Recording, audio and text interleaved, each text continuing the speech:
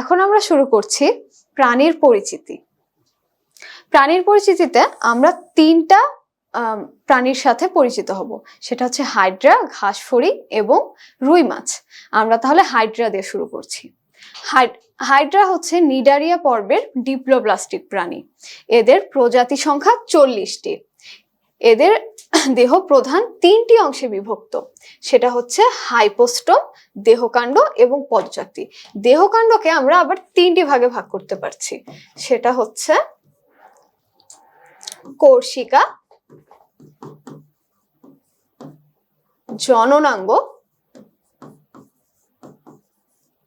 এবং মুকুল। এখন এদের মুখ হাইপোস্টোমের দিকে 6 থেকে 10টি কোর্সিকা থাকে। গ্রীষ্মকালে মুকুল সৃষ্টি হয়, হেমন্ত ও শীতকালে জননাঙ্গের বিকাশ ঘটে। এই অধ্যায়ে আমাদের বেশ কতগুলো ঋতুর নাম বলা আছে, এগুলো কিন্তু এমসিকিউ চলে আসে, তো আমরা একটু মনোযোগী হয়ে পড়ব। এপিডার্মিস ও গ্যাস্ট্রোডার্মিস দেহ প্রাচীরের 2টি স্তর। 2টি স্তরের মাঝে মেসোগ্লিয়া নামক অকোষীয় জেলির মতো বস্তু বিদ্যমান। এখন এপিডার্মিস ও গ্যাস্ট্রোডার্মিস কি? আমরা দ্বিস্তরী প্রাণী পড়ানোর সময় বলেছিলাম যে দ্বিস্তরী প্রাণীদের ভ্রূণ অবস্থায় এন্ডোডার্ম ও একটোডার্ম থাকে, এবং সেই এন্ডোডার্ম হচ্ছে পরিণত প্রাণীতে এপিডার্মিসে পরিণত হয়, এবং সেই একটোডার্ম হচ্ছে পরিণত প্রাণীতে এপিডার্মিসে পরিণত হয়, এবং এন্ডোডার্ম গ্যাস্ট্রোডার্মিসে পরিণত হয়। এই তো এখানে আছে, ভ্রূণ অবস্থায় এপিডার্মিসকে একটোডার্ম বলা হয় এবং গ্যাস্ট্রোডার্মিসকে এন্ডোডার্ম বলা হয়। অর্থাৎ এই দুইটা নাম ভ্রূণ অবস্থার সময় ব্যবহৃত হয়, এবং এই দুইটা নাম পূর্ণাঙ্গ প্রাণীতে ব্যবহৃত হয়। এপিডার্মিসের 7 ধরনের ও গ্যাস্ট্রোডার্মিসের 5 ধরনের কোষ থাকে, এবং এই দুইটা স্তরের মাঝখানে আমরা কি বললাম, মেসোগ্লিয়া থাকে। পেশি আবরণী কোষে সুতার মতো মায়োনিম থাকে। এই যে আমাদের এপিডার্মিসের একটা কোষ হচ্ছে পেশি আবরণী কোষ।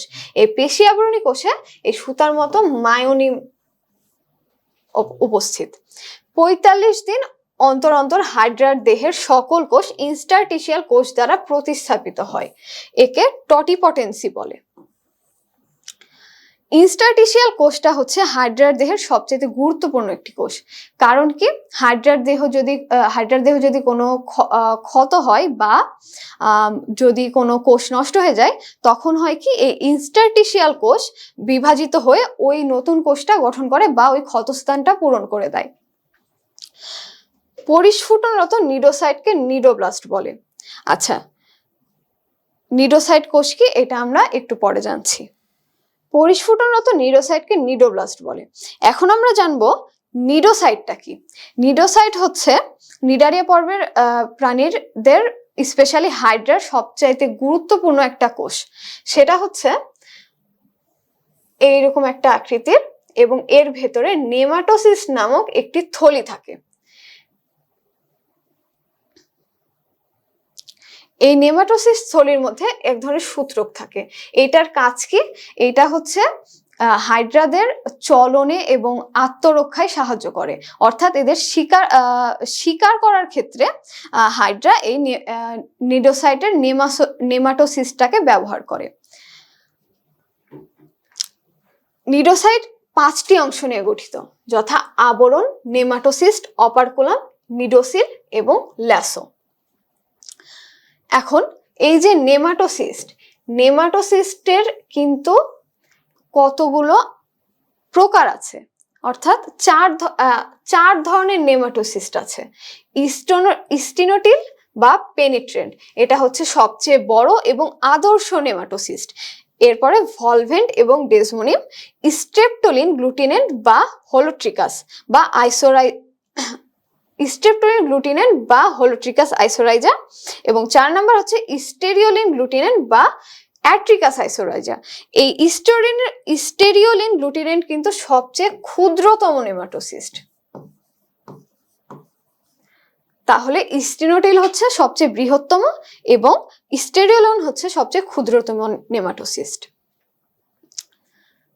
এখন নিডোসাইট ক্যাপসুলটি, নিডোসাইট ক্যাপসুল বলতে কি বুঝছি, এই যে নেমাটোসিস্ট, হ্যাঁ, অর্থাৎ নেমাটোসিস্টের ভেতরটুকু কিন্তু প্রোটিন এবং ফেনলের সমন্বয়ে বিষাক্ত তরল হিপনোটক্সিনে পরিণত।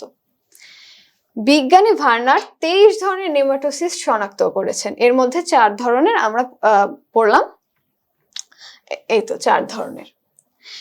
এবং হাইড্রার দেহ প্রাচীরের অভ্যন্তর স্তরকে গ্যাস্ট্রোডার্মিস বলে। আচ্ছা, এখানে একটা জিনিস দেখা যাচ্ছে না, সেটা হচ্ছে মেসোগ্লিয়া।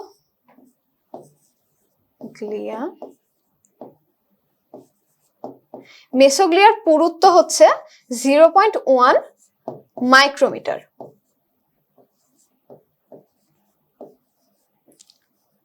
তবে হাইড্রার দেহের বিভিন্ন স্থানে এই পুরুত্বটা কিন্তু কম বেশি হয়, যেমন কোর্সিকায় এই পুরুত্ব সবচাইতে কম এবং পদচাকতিতে এই পুরুত্বটা সবচেয়ে বেশি।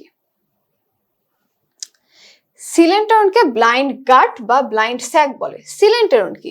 সিলেন্টারন হচ্ছে হাইড্রার দেহের অভ্যন্তরে যে বিশাল গহ্বরটা রয়েছে সেটা হচ্ছে সিলেন্টারন, এবং এটি হচ্ছে হাইড্রার পরিপাক গহ্বর। এদের প্রধান খাদ্য হলো ক্ষুদ্র ক্রাস্টাসীয় সন্ধিপদী প্রাণী। আর যেহেতু এগুলো প্রাণী খেয়ে বেঁচে থাকে, সেহেতু আমরা হাইড্রাদেরকে মাংসাশী বলতে পারি। শ্বেতসার জাতীয় খাদ্য পরিপাক করতে পারে না। হাইড্রারা শ্বেতসার জাতীয় খাদ্য পরিপাক করতে পারে না কেন? কারণ এদের শ্বেতসার জাতীয় খাদ্য পরিপাক করার মতো এনজাইম থাকে না। এবার আসি আমরা হাইড্রার চলনে। হাইড্রার বেশ কয়েকটি চলন থাকে, এর মধ্যে প্রধান চলন হচ্ছে লুপিং। এর আরো কয়েকটি নাম রয়েছে, সেগুলো হচ্ছে হামাগুড়ি, জোকা চলন এবং শোবক চলন। লম্বা দূরত্ব অতিক্রমের ক্ষেত্রে হাইড্রা এই চলন ঘটায় এবং এক্ষেত্রে একটি লুপ সৃষ্টি হয়।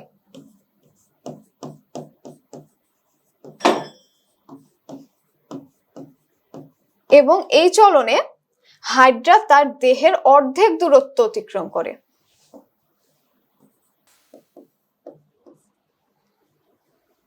সমারসল্টিং বা ডিগবাজি, এই ধরনের চলনে হাইড্রা কম দূরত্ব অতিক্রম করে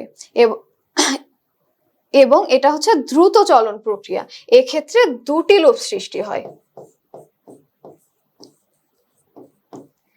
এই চলনগুলো ছাড়াও হাইড্রার আরো কয়েকটি চলন হচ্ছে অ্যামিবয়েড চলন, সাঁতার, ডোবা, অবরোহণ ইত্যাদি। হাইড্রারা 20 ডিগ্রি সেলসিয়াস তাপমাত্রার শীতল পানি পছন্দ করে, অর্থাৎ এর থেকে কম বেশি হলে হাইড্রারা সেই পানিতে থাকে না। এবার আসি আমরা হাইড্রার জননে। হাইড্রার জনন 2 প্রকার।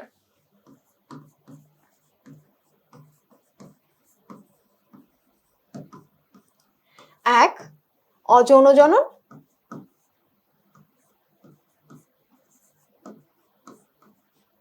2, যৌন জনন।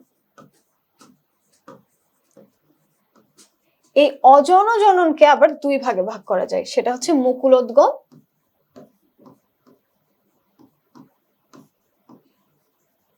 এবং বিভাজন। এখন যৌন জননের ক্ষেত্রে হাইড্রার শুক্রাণু এবং ডিম্বাণু পানিতে আসার পরে নিষেক ঘটায় এবং নিষেকের পরে পরিস্ফুটন ঘটে। পরিস্ফুটন ঘটে 4টি ধাপে, সেটা হচ্ছে মরুলা, ব্লাস্টুলা, গ্যাস্ট্রুলা এবং হাইড্রুলা। এর মধ্যে ব্লাস্টুলার কোষকে ব্লাস্টোমিয়ার বলা হচ্ছে এবং ব্লাস্টুলা পর্যায়ে যে ফাঁকা গহ্বর দেখা যায় সেটাকে বলা হচ্ছে ব্লাস্টোসিল। গ্যাস্ট্রুলা, যে প্রক্রিয়ায় ব্লাস্টুলা থেকে গ্যাস্ট্রুলা সৃষ্টি হচ্ছে সেটাকে আমরা বলছি গ্যাস্ট্রুলেশন। মাতৃদেহের সাথে সংযুক্ত গ্যাস্ট্রুলাকে স্টেরিও গ্যাস্ট্রুলা বলে। বসন্তের শুরুতে হাইড্রুলা তৈরি হয়। বিজ্ঞানী ট্রেমলে প্রথম হাইড্রার পুনরুৎপত্তির কথা বলেন। এখন আসি হাইড্রার পুনরুৎপত্তি কি। হাইড্রার পুনরুৎপত্তি হচ্ছে হাইড্রা যদি কোনো কারণে আঘাতপ্রাপ্ত হয় বা হাইড্রাকে যদি আমরা ধরে মাঝ বরাবর ছেড়ে দিই, তাও কিন্তু হাইড্রা নিজের সেই হারানো অঙ্গটাকে ফেরত আনতে পারবে। কিভাবে? সেটা হচ্ছে ইন্টারস্টিশিয়াল কোষের দ্বারা। ইন্টারস্টিশিয়াল কোষ বারবার বিভক্ত হয়ে হাইড্রার এই হারানো অঙ্গ বা হারানো কোষকে ফেরত আনে। এবার আসি আমরা মিথজীবিতা বা সিম্বায়োসিস। মিথজীবিতা বা সিম্বায়োসিস বলতে আমরা কি বুঝি? মিথজীবিতা হচ্ছে যদি দুইটি ভিন্ন প্রজাতির প্রাণী একে অপরের সহাবস্থানে থেকে একে অপরের দ্বারা উপকৃত হয়, তাহলে সেটাকে আমরা বলছি মিথজীবিতা বা সিম্বায়োসিস। হাইড্রার একটি প্রজাতি হচ্ছে হাইড্রা ভিরিডিসিমা, এবং এই হাইড্রা ভিরিডিসিমা জুক্লোরেলা নামক শৈবালের সাথে মিথজীবিতা দেখায়।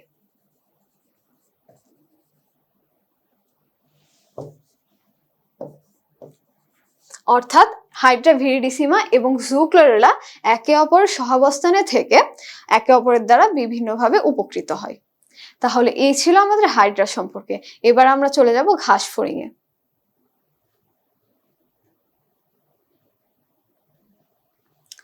ঘাসফড়িং হচ্ছে আর্থ্রোপোডা পর্বের প্রাণী। এদের প্রজাতির সংখ্যা 50,000। এরা তৃণভোজী বা শাকাশী, অর্থাৎ এরা ঘাস পাতা খেয়ে বেঁচে থাকে। এবার সারা দেহ কিউটিকলে আবৃত, যা কিনা কাইটিন যুক্ত। স্ক্লেরাইট, সূচার। এই স্ক্লেরাইট এবং সূচার কি? স্ক্লেরাইট হচ্ছে আর্থ্রোপোডা পর্বের প্রাণীদের দেহখণ্ডকগুলো এক ধরনের বহিঃকঙ্কাল দ্বারা আবৃত থাকে, এটাকে আমরা বলছি স্ক্লেরাইট। এবং এই স্ক্লেরাইট গুলোকে যে জিনিসটা সংযুক্ত করছে সেটা হচ্ছে সূচার। হাইড্রাদের মতো ঘাসফড়িংদের দেহ 3টি অঞ্চলে বিভক্ত করা যায়, যথা মস্তক, বক্ষ এবং উদর। হাইড্রার মস্তকের বহিঃকঙ্কালের নাম হচ্ছে হেড ক্যাপসুল বা এপিক্রেনিয়াম। এটা দেখা যাচ্ছে না, আমরা লিখে দিই। সরি, আমি হাইড্রা বলেছি, ঘাসফড়িং হবে। ঘাসফড়িং এর মস্তকের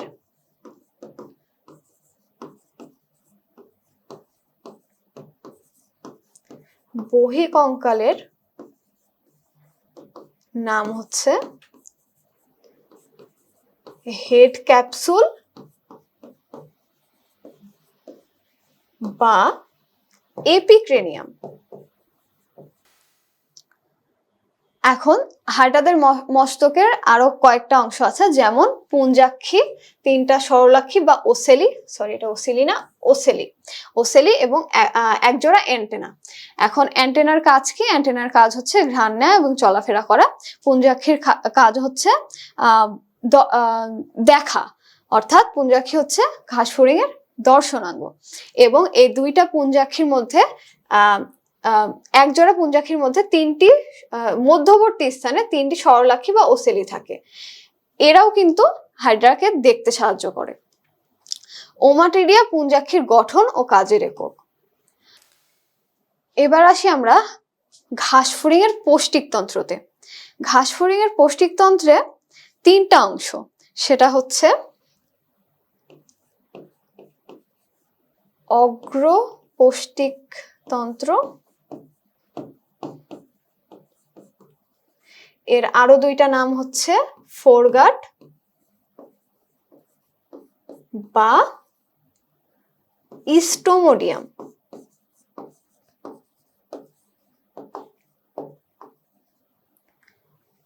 মধ্য পৌষ্টিকতন্ত্র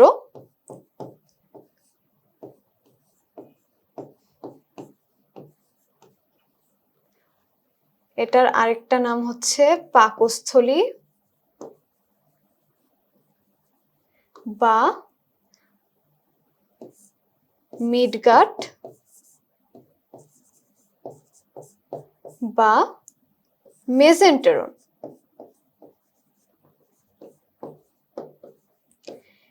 এরপরে হচ্ছে পশ্চাৎ পৌষ্টিকতন্ত্র।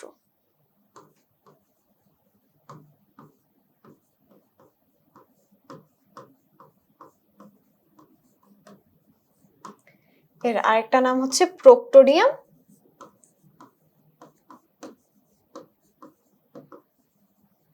বা হাইন্ডগার্ট। এখন এই যে মেজেন্টার্ন বা মধ্যপৌষ্টিক নালী, এটা হচ্ছে এন্ডোডার্ম স্তর থেকে সৃষ্ট এবং পেরিট্রফিক পর্দা দ্বারা আবৃত। এখন দেখেন অগ্রপৌষ্টিক তন্ত্র এবং পশ্চাৎ পৌষ্টিক তন্ত্র এই দুইটা কিন্তু একটোডার্ম স্তর থেকে উদ্ভূত, কিন্তু শুধুমাত্র মেজেন্টার্নটা হচ্ছে এন্ডোডার্ম স্তর থেকে উদ্ভূত। লালা গ্রন্থি, লালা গ্রন্থি হচ্ছে ঘাসফড়িংয়ের প্রধান পৌষ্টিক গ্রন্থি। হেপাটিক সিকা বা গ্যাস্ট্রিক সিকা, এটা হচ্ছে কি, এটা হচ্ছে অগ্রপৌষ্টিকতন্ত্র এবং মধ্যপৌষ্টিকতন্ত্রের সংযোগস্থলে অবস্থিত এক ধরনের গ্রন্থি। হিমোসিল বা মিক্সোসিল, হিমোসিল বা মিক্সোসিল কি? হিমোসিল বা মিক্সোসিল হচ্ছে ঘাসফড়িংয়ের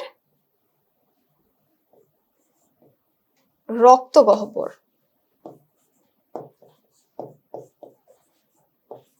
এই হিমোসিল বা মিক্সোসিল নামক রক্তগহ্বরে ঘাসফড়িংয়ের রক্ত বিদ্যমান থাকে।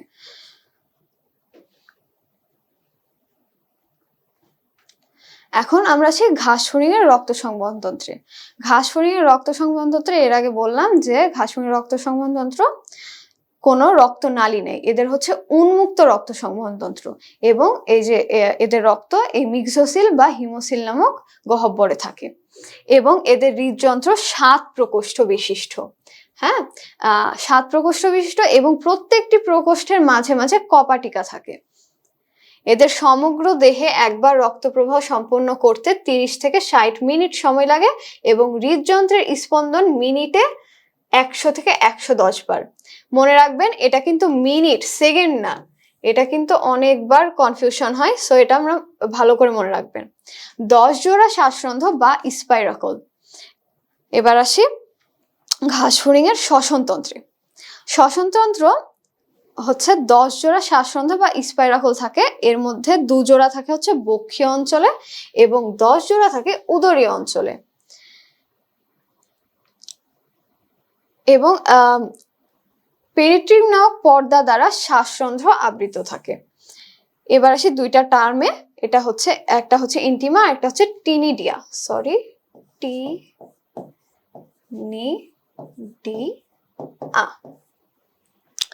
ইন্টিমা কি? ইন্টিমা হচ্ছে ঘাসফড়িংয়ের শ্বসনতন্ত্রে ট্রাকিয়া বা শ্বাসনালী থাকে। এই শ্বাসনালী আবার 3টি স্তরে বিভক্ত। সবচাইতে ভেতরের স্তরটা হচ্ছে ইন্টিমা। এই ইন্টিমা হচ্ছে কিউটিকলে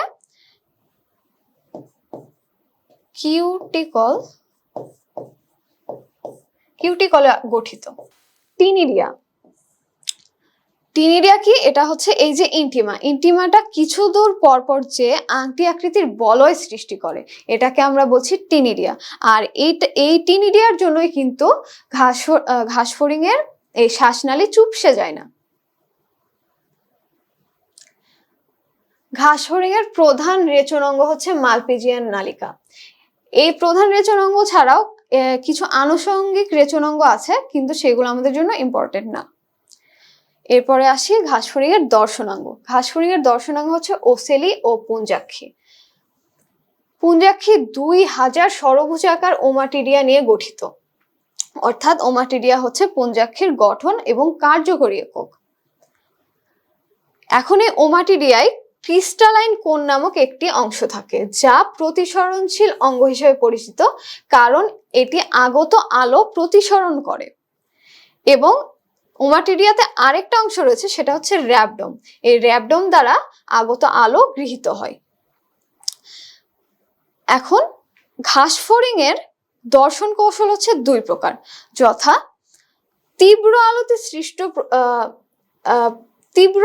এক ধরনের দর্শন কৌশল এবং স্মিত আলোতে এক ধরনের দর্শন কৌশল। তীব্র আলোতে কি হয়? তীব্র আলোতে যে প্রতিবিম্বটা সৃষ্টি হয় সেটা হচ্ছে মোজাইক বা অ্যাপোজিশন প্রতিবিম্ব, এবং অনুজ্জ্বল বা স্তিমিত আলোতে সুপারপজিশন প্রতিবিম্ব।